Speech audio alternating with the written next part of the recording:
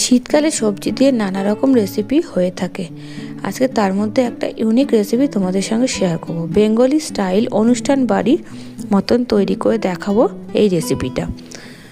আর একাদশীর দিনে বা নিরামিষ যারা খাও তাদের জন্য তো একদম স্পেশালি এই রান্নাটা। সঙ্গে থাকো, পুরো ভিডিওটা দেখতে থাকো। নমস্কার বন্ধুরা, আমি প্রিয়া। আজকে নিয়ে এসেছি শীতকালে সবজি দিয়ে পনিরের রেসিপি, মিক্সড ভেজ রেসিপি। তাই চলো সঙ্গে থাকবে, পুরো ভিডিওটা দেখতে থাকবে। আমি কি কি ব্যবহার করছি এবং কিভাবে রান্নাটা করছি সব কিছু তোমাদের সঙ্গে শেয়ার করব। আর স্কিপ করবে না, তাহলে কিন্তু বুঝতেই পারবে না কেমন করে রান্নাটা করলাম। আর অতুলনীয় স্বাদ হবে। আর খেয়ে তোমরা একবার কমেন্ট করে অবশ্যই জানাবে কিন্তু কেমন লাগলো। সঙ্গে থাকো। প্রথমে নিয়ে নিলাম পোস্ত। এখানে আমি বড় চামচে 2 চামচ মতন পোস্ত নিলাম। আর একটা বাটিতে নিলাম চাল মগজ বাটা, চাল মগজ নিয়েছি 1 চামচ মতন। চাল মগজটা আমি জল দিয়ে ভিজিয়ে রেখে দিলাম। তোমরা চাইলে পোস্তটা ভিজিয়ে রাখতে পারো, কিন্তু আমি এটা ভেজাইনি, আমি পেস্ট করে নেবো দুটো একসাথে। আর এবার আমি সবজিগুলো কাটবো। আমি এর মধ্যে কী সবজি ব্যবহার করছি তোমরা দেখে নাও। প্রথমে নিচ্ছি গাজরটা একটুখানি ঘষে নিলাম গাটা। এবার লম্বা লম্বা করে কাটবো। এই রান্নাটায় যা যা সবজি ব্যবহার হবে সবই 5 মিশালি তরকারির মতন করে কেটে নিতে হবে, লম্বা লম্বা করে, ডুমো করে খুব একটা জিনিস কিছু কাটবো না। প্রথমে গাজরটা আমি দেখো লম্বা লম্বা করে কেটে নিচ্ছি, কেননা গাজর যখন ভাজা হবে তখন অলরেডি নরম হয়ে যাবে আর খেতেও ভালো লাগবে লম্বা লম্বা করে কাটলে। গাজরটা আমার কাটা হয়ে গেল। তোমাদের সঙ্গে কথা বলতে বলতে এইবার আমি কাটবো ক্যাপসিকাম। এর মধ্যে আমি ক্যাপসিকাম ব্যবহার করছি। পোস্ত রান্নাতে লঙ্কাটা খুব একটা চলে না, ঝালটা খুব একটা প্রয়োজন হয় না বলে আমি কম ঝাল ব্যবহার করব, কম লঙ্কা দেবো। তার মধ্যে আমি ক্যাপসিকামটা দিচ্ছি। ক্যাপসিকামটা রান্নার স্বাদ বাড়াবে। আমি দেখো ডুমো ডুমো করে ক্যাপসিকামগুলো কেটে নিলাম। এরপর দিচ্ছি ফুলকপিটাও ভালোভাবে কেটে নেব, একটু মাঝারি সাইজ করে। খুব বেশি ছোট করব না, খুব বেশি বড় করব না, মাঝারি সাইজ করব। দেখে নাচ্ছ একটা গোটা ফুলকপিকে আমি মাঝখান দিয়ে ফালি করে নিলাম। এইভাবে ফুলকপিটা কেটে নিতে হবে। এই সবজিতে রান্নাতে যত রকম সবজি দেওয়া যাবে, শীতকালে যেগুলো আমরা এখন উঠছে সেই সব সবজি তত খেতে স্বাদ হবে। এখানে আমি নিলাম বরবটি। আমি বরবটিটা নিয়েছি, কিন্তু তোমাদের কাছে যদি বিনস থাকে তাহলে তোমরা বিনসটা দেওয়ার চেষ্টা করবে। বরবটিগুলো দেখো আমি একটু টেরা করে, একটু অ্যারো করে কেটেছি। অ্যারো করে কাটলে কি হয়, বিনসটা আমি একটু অ্যারো করে কেটে নিয়েছি, দেখতে ভালো লাগে। এই দেখো আলু নিয়েছি, আমি 2টো আলু নিয়েছি। আলুগুলো লম্বা লম্বা করে কেটে নিয়েছি, মাছের ঝোলে যেমন করে দিই। ফুলকপি, বরবটি, আলু, গাজর, ক্যাপসিকাম, আর নিয়েছি একটা টমেটো, চালমগজ আর পোস্ত। চালমগজ আর পোস্তটা আমি বেটে নেব। আর তোমরা যদি চাও এর মধ্যে কাজু বাদামও ব্যবহার করতে পারো। যত জিনিস দেবে স্বাদ তত সুন্দর হবে, তত বাড়বে। এবার আমি সর্ষের তেল দিয়ে দিয়েছি, কড়াইটা গরম করে আলু, বিনস নেই আমার কাছে, বরবটি, গাজর, ক্যাপসিকাম এগুলো একটু ভেজে নেব, একটু লাল লাল করে ভেজে নেব। এই কড়াইতে দিয়ে সব সবজি দিয়ে সামান্য পরিমাণ এর মধ্যে আমি নুন দিয়ে দিচ্ছি। নুন দিয়ে একটু ভাজা ভাজা করতে হবে, কারণ আলু আর গাজরটা কাঁচা থাকলে ভাল লাগবে না, বাকিগুলো নাড়ালে এমনি নরম হয়ে যায়। তো দেখুন ভালো করে নুনগুলো মিক্সড করে নিয়েছি। এবার ঢাকা দিয়ে দিয়ে জিনিসটা আমি ভাজা ভাজা করব। এইবার হচ্ছে মেন জিনিস যেটা আমি রান্নায় দেবো, সেটা হচ্ছে পনির। আমি এখানে পনির নিয়ে নিয়েছি 250 গ্রামের মতন। পনিরটা আমি পিস পিস করে কেটে নেবো, একটু বড় রাখবো, কেননা বলেই দিয়েছি সবজির মেন জিনিস হচ্ছে পনির, আর এই সবজির স্বাদ বাড়াবে পনিরেই।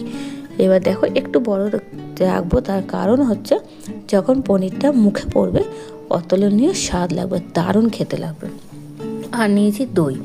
এখানে দই আমি খুব অল্প পরিমাণ নিয়েছি। দইয়ের মধ্যে সামান্য পরিমাণ নুন আর সামান্য পরিমাণ চিনি দিয়ে দিয়েছি, দিয়ে খুব ভালো করে ফেটিয়ে নিয়েছি।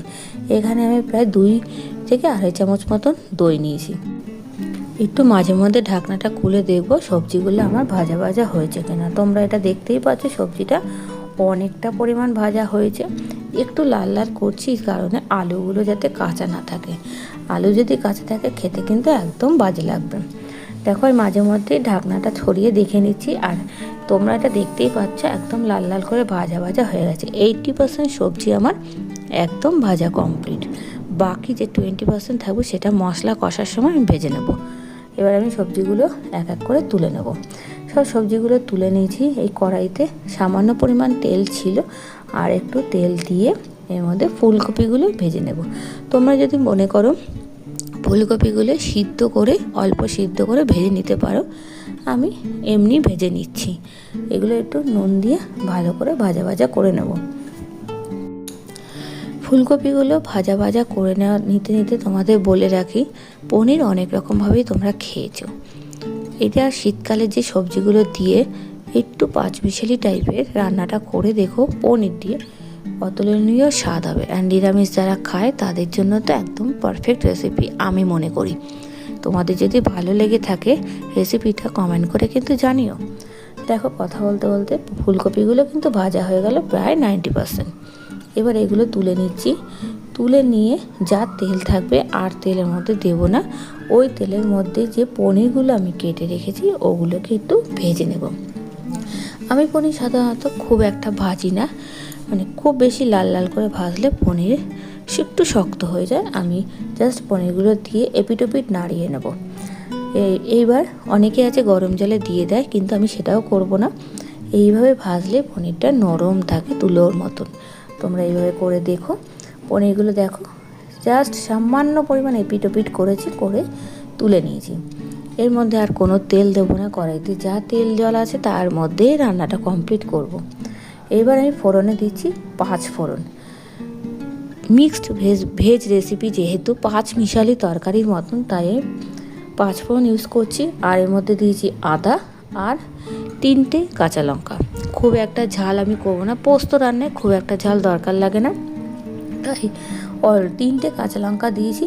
এবার একটু ভালো করে নাড়াবো, তার কারণ আদার যে একটা কাঁচা ভাব থাকে, সেই ভাব গন্ধটা থাকলে ভালো লাগবে না খেতে। আর এর মধ্যে একটা টমেটো নিয়ে আমি এর মধ্যে টমেটোগুলো ফালি করে নিয়েছি, কেটে আমি এতে দিয়ে দিলাম।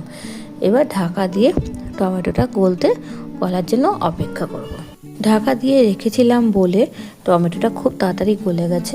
এরপর এর মধ্যে আমি হাফ চামচ মতন হলুদ দিলাম। এরপর আমি বাকি মশলাগুলো দিচ্ছি। মশলা বেশি কিছু লাগবে না, হাফ চামচ মতন লঙ্কার গুঁড়ো দিলাম রং করার জন্য, কোনো ঝালের জন্য না। এরপর আমি যে দইটা ফেটিয়ে রেখেছিলাম সেটা দিলাম। এর মধ্যে বেশি কিছু মশলা দিতে লাগে না, মশলার প্রয়োজন হয় না।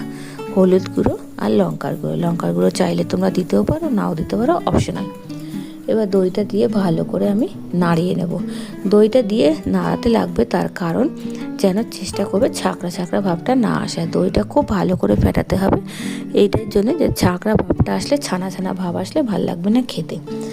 জল যেহেতু একটু দিতে লাগে, তাই দইয়ের বাটিতে দই ছিল বলে আমি সামান্য পরিমাণ জল দিয়ে একটু নাড়িয়ে নিয়ে ওটাই দিয়ে দিলাম। বাটি ধোয়া জল যেটা বলে সবাই, সেটাই দিয়ে দিলাম। এরপর আমি যে চাল মগজ আর পোস্ত বেটে রেখেছিলাম সেটাও দিয়ে দিলাম এর মধ্যে।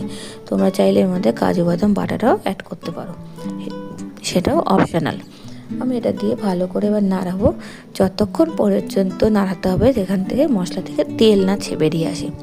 তেল বেরিয়ে আসা পর্যন্ত মশলাটা কষাতে হবে, নাহলে কাঁচা যে টমেটোর কাঁচা ভাবটা সেটা থেকে যাবে, সেটা ভাল লাগবে না, রান্নার স্বাদ নষ্ট করে দেবে। তোমরা দেখতেই পাচ্ছ মশলাটা অনেকটাই কষে গেছে, আর সাইড দিয়ে কেমন তেল বেরিয়ে এসছে। আমি একটু পোস্ত বাটা জলটাও অ্যাড করে দিলাম।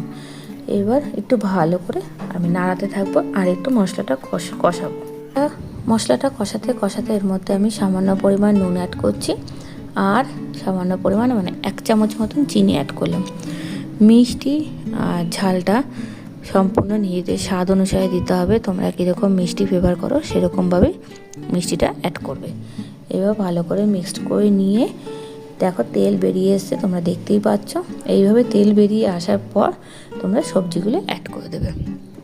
সবজিগুলো খুব ভালো করে মশলার সাথে মিক্সড করতে হবে, তার কারণ এই সবজির মধ্যে যে নুন ঝাল মিষ্টিটা আছে সেটা সবজির মধ্যে যেন ঢুকে যায়। খুব ভালো করে এটাকে মিক্সড করে নিতে হবে মশলার সাথে। যত তোমরা মশলা কষাবে তত রান্নার স্বাদ বাড়বে, আর সবজির মধ্যে যত মশলা ঢুকবে তত খেতে স্বাদ হবে। ভালো করে কষিয়ে নিয়ে দেখো আমি জল অ্যাড করে দিলাম। জলের মধ্যে খুব বেশি দেব না, তার একটাই কারণ হচ্ছে এই রান্নার বেশি জল বা গ্রেভি ভালো লাগবে না, একটু একটু মাখা মাখা হলে খেতে স্বাদ হবে। আমি একটু খুন্তি ধোয়া জল দিয়ে দিলাম, বড়রা বলে থাকেন খুন্তি ধোয়া জল দিলে রান্নার স্বাদ বাড়ে। এরপর আমি পনিরগুলো অ্যাড করে দিলাম। এবার আমি সব কিছু ভালো করে মিক্সড করে নিয়ে ঢাকা দিয়ে দেবো বাকি রান্নাটা কমপ্লিট হওয়ার জন্য। মাঝে মধ্যে একটু ঢাকাটা খুলে দেখবো যে রান্নাটা আমার কত দূর হয়েছে। তোমরা দেখতেই পাচ্ছ রান্না আমার প্রায় কমপ্লিট, প্রায় বলতে একদমই কমপ্লিট। একটু ভালো করে নাড়াবো আর যে পরিমাণ ঝোলটা আছে ওটা আরেকটু শুকিয়ে নেব। এই রান্নায় বেশি ঝোল ভালো লাগে না, গ্রেভি গ্রেভি টাইপের মাখা মাখা হলে খেতে ভালো লাগবে রুটি পাউরোটার সাথে। এর মধ্যে শেষে আমি অ্যাড করছি 1/2 চামচ মতন গরম মশলা গুঁড়ো। এরপর আর কিছু অ্যাড করব না, রান্না আমার একদম রেডি। গরম গরম ভাতের সাথে একদম অসাধারণ খেতে লাগবে, আর রুটি পাউরোটার সাথে তো জাস্ট জমে যাবে, তোমরা দেখতেই পাচ্ছ। এবার একটু মাখা মাখা হওয়ার জন্য আমি ওয়েট করব। রান্না কিন্তু আমার একদম কমপ্লিট। চলো সার্ভিং বলে সার্ভ করে দিচ্ছি। দেখো তো কীরকম লাগছে দেখতে। তোমাদের যদি এই রান্নাটা ভালো লেগে থাকে কমেন্ট করে কিন্তু জানাবে। যারা আমার ভিডিওটা দেখছো চ্যানেলটাকে অবশ্যই সাবস্ক্রাইব করবে, নতুন থাকলে ভিডিওটাকে লাইক করবে, কমেন্ট করবে, আর অবশ্যই শেয়ার করে দিও তোমাদের বন্ধুদের কাছে।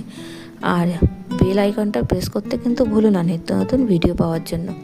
আর হ্যাঁ, আমার ভিডিওটা যদি তোমাদের ভালো লেগে থাকে একটা হাইপ অবশ্যই করে দিও। আরও নতুন নতুন ভিডিও তোমাদের সঙ্গে শেয়ার করব, আর নিত্য নতুন ভিডিও তোমাদের কাছে নিয়ে আসবো। তোমরা কীরকম রেসিপি পছন্দ করবে অবশ্যই কমেন্ট করে জানাবে, আমি সেটাও করে দেখাবার চেষ্টা করব। তো চলো আজকে এই অবধি, নতুন ভিডিওর সঙ্গে তোমাদের সাথে খুব তাড়াতাড়ি দেখা হবে। চলো টাটা।